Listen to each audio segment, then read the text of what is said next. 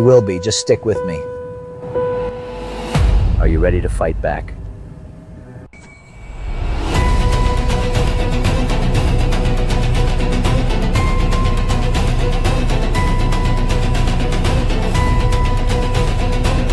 It started with something strange. Complete silence. Military communication channels, which are always active and strict, suddenly went quiet. Officers tried to contact bases, but there was no clear response.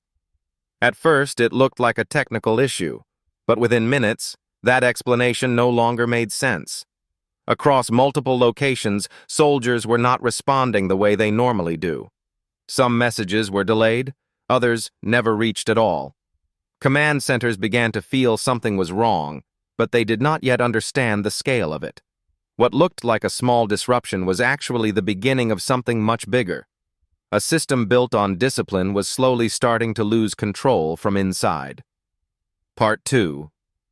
Orders that were not followed. As the confusion grew, new orders were sent out to regain control. Units were told to secure positions, report status, and remain on standby. But something unusual happened. The response was inconsistent. Some units followed orders, but many did not. Others refused without clear explanation. This was the first real sign that discipline inside the system was breaking down. Commanders tried to push harder, demanding immediate compliance. But instead of fixing the situation, it made things worse. The gap between leadership and ground units was growing wider every hour. What was once a strong chain of command was now full of uncertainty and hesitation. Part 3. The first signs of rebellion. By midday, reports started coming in that could no longer be ignored. Certain military bases were no longer fully under control. Officers were being questioned by their own soldiers. In some places, access was restricted even for higher-ranking officials. Rumors began to spread quickly. Some said it was protest. Others said it was anger building up for a long time. But one thing was becoming clear. This was not random confusion anymore. Something structured was forming inside the chaos. Small groups were starting to act together, not separately. And that changed everything. The word mutiny was now being whispered in official rooms, even though no one wanted to say it out loud. Part 4. The collapse of control begins. As night approached, the situation turned more serious. Communication between key centers became unstable. Reports were incomplete. Some channels went completely dark. It was no longer just about refusing orders. It was about losing control. In several areas, military presence was no longer unified. Different groups were acting on their own decisions. There was no single voice of authority that everyone followed. For the first time, the system that was built to protect order was now facing internal division. And as the darkness spread across the cities, one truth became impossible to ignore. Control was slipping away, and no one fully knew who was in charge anymore. Before the world saw chaos, something was already breaking inside the system. For months, there had been growing pressure that most people never noticed. On the surface, everything looked normal. Orders were still being followed, reports were still being sent, and the structure still looked strong. But inside military bases and command centers, a different reality was forming. Soldiers were tired. Long duties, strict routines, and constant stress were slowly building frustration.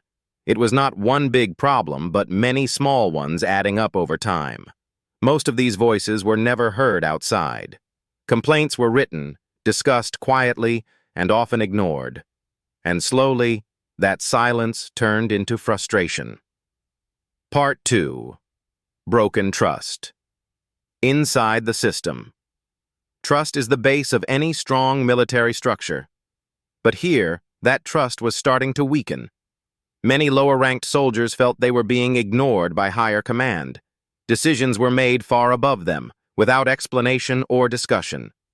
There were growing questions inside the ranks. Why were some missions repeated without change? Why were conditions not improving? Why were concerns always delayed or dismissed? These were not open protests.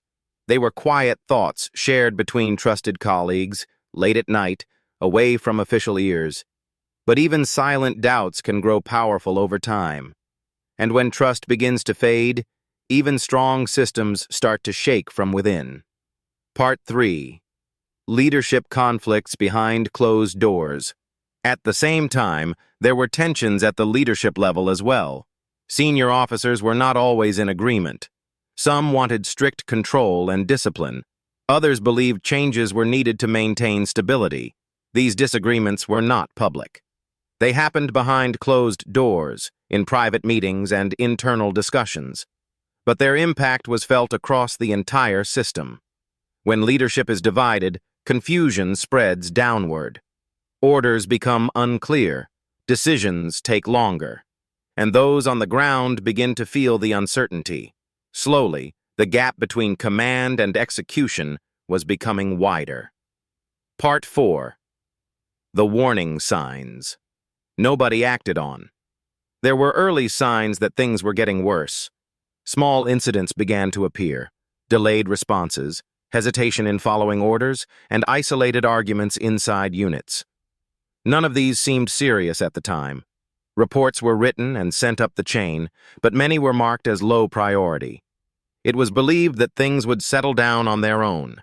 That confidence turned out to be a mistake, because what looked like small issues were actually warning signs of something much larger. The system was not breaking suddenly. It was weakening slowly, step by step. By the time people realized the full picture, the pressure had already reached a breaking point. It did not begin with a war. It began with a single order, a normal command sent through the system like thousands before it. But this one felt different to the people who received it. The order demanded immediate action under strict conditions. No delay, no discussion, just full execution. For some units, it was confusing. For others, it was unacceptable. And for the first time, hesitation turned into refusal. What looked like a routine command became the moment everything started to break. Part 2. The breaking point. Inside the ranks. As the order spread across units, tension rose quickly. Soldiers and officers began questioning it openly inside their own groups. It was not loud rebellion at first, it was doubt.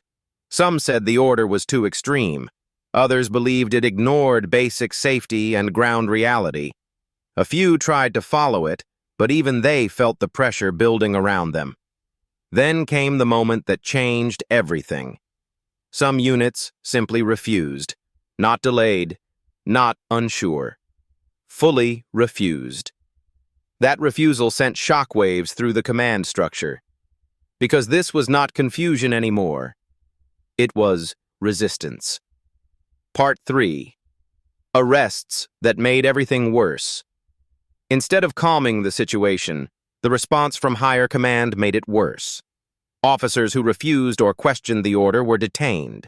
Some were removed from their positions immediately. This action was meant to restore discipline. But inside the ranks, it had the opposite effect. Fear turned into anger.